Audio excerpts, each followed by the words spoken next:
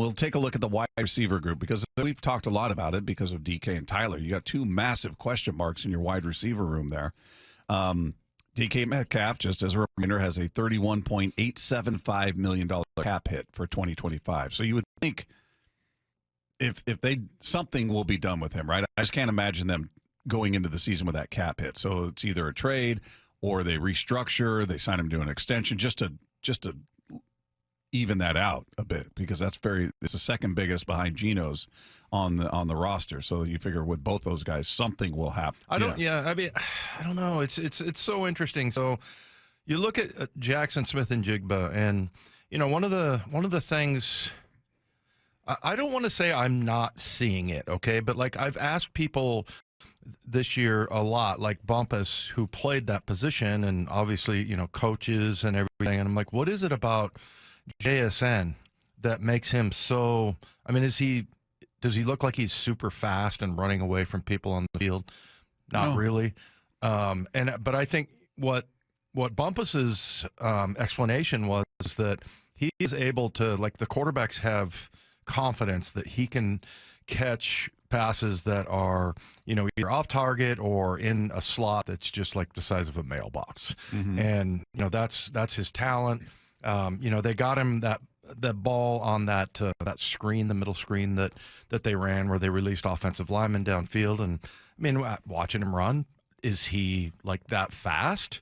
I don't know, but I'm wondering if, since I can't kind of figure him out, I think he's good. Okay, I think he's really good, and he was definitely worthy of the number 20 pick. But like, is he? If you line up him or you line up DK, I mean, it's third down, and you got a one-on-one situation. Who are you going to go to? I mean, I just remember Matt Hasselbeck always talking about that. You always want to go, and I think Warren Moon as well said you always want to throw it to the bigger receiver. The big receiver, kind of trumps everything else. Yeah, the wild card in this is the new offensive coordinator to me. Yeah. That's if we were just going into the season and Grubb's coming back, and I think we'd have different answers, or at least more certain answers, because we've talked about the possibility of whoever is going to be the new OC, whichever guy it is, coming in, looking at it, talking with McDonald and the staff, and going, I would utilize this guy this way. I just don't feel like you tapped into this guy or that guy. I would use this guy. They could have ideas about guys we're looking at. Weren't no fan. Not very productive. You're going to pay him 13.5. Maybe the new guy comes in and goes, this guy's an athlete, man. I would use him this way instead of what you guys were doing with him here. It's like when we talk to somebody from somewhere else. Yeah. Right? You're like, what's the national perspective on this guy? And, now you get, like, what you're describing there is even a more detailed sort of, look into how valuable somebody is. And if you get one of these, like this Udinsky guy comes in, he's the young genius, whatever, and he's like, DK Metcalf, I mean, are you kidding me? That guy is, like, there's nobody like him in the NFL. Now, look, I don't think this has it's no indictment whatsoever on JSN. I just think that DK is one of those that is just so different, and in certain situations, and it's a great call, the way you just put it. You get a guy that comes in here, and now all of a sudden, because I don't know that it's Geno necessarily. I think it was more just the offense and how it just didn't really feature DK as much as I thought it should. Yeah, I don't know. It'll be fascinating just to see or hear what the opinion is of this roster when they hire their new offensive coordinator, and if they're looking at guys that we're questioning their future, and they're looking at him in a way like, no, this guy is I'm going to turn this guy into a weapon. He's not been used the right way, and is not the way I would use him in my offense. So we'll see, but something will happen. You're not going to go in with a $31.8 million cap hit. Tyler, I think we're all kind of on the same page, right?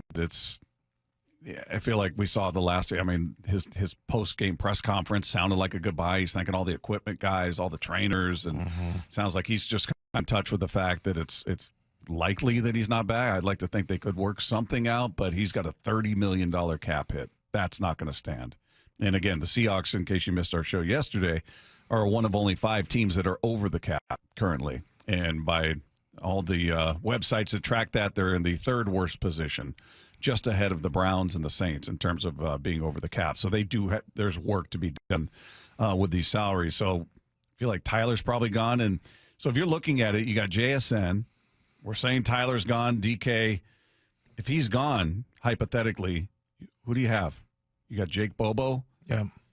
You got Derek Young, who's unproven, small school guy. I like the way he plays. I like the way he's built, all that. But, and then, look for at Jake Bobo. I guess I thought he was going to have a different kind of year. He had 25 targets last year and 19 catches. And I think didn't he run one in, too? I think he had a fly sweep where he scored a touchdown running the ball. But yeah, I mean, it was one time. Yeah, he had one carry. I think it was a 3-yard touchdown. But other than that, I thought he was going to have, he was going to take a step where, and that's what happens when a new offensive coordinator comes in. He has different ideas, but they only threw him the ball 17 times.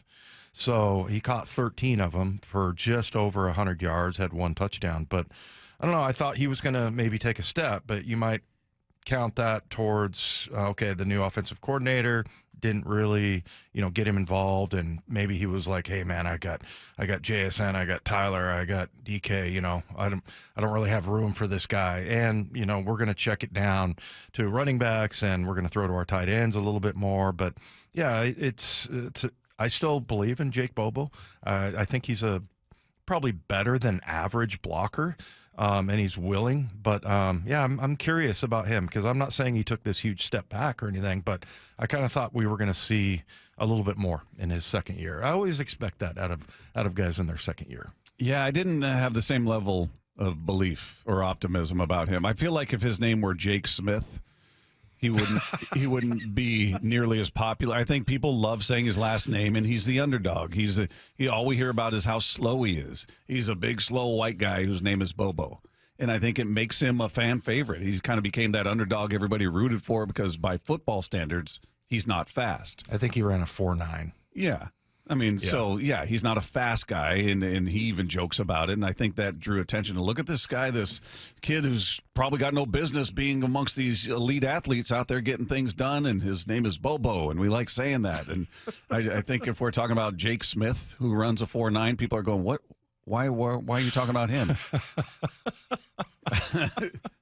I really like that. I do. I know that whenever we do Best of the Rest, which we're going to do later, you always hear Stacy saying that. It's just objectively, it's fun to say. Fun to say. I think he's just kind of become that underdog that you like to root for. Yeah. Like, go get him, Bobo. Right. Just nice guy. I think he's talented, but I don't think he's a guy I would count on. Especially, I don't have any sense of relief going, hey, if you get rid of Tyler and DK, you got Bobo. No, I don't feel that way at all. Yeah. It's funny. I remember Bumpus talking about him during the draft, and then he didn't get drafted. Yeah. So, and then they went and got him, and then, but there are some other receivers, one other I won't mention, that says that he moves like an old man, and, he's always like stretching out his back and, making the old man noise when he gets up and whatnot. But you might be right about that as far as the name goes. But no, he was talented. There's no question about it. But I don't know what to say about him. I don't think he figures into their long-term plans. No, he's at best a complimentary piece.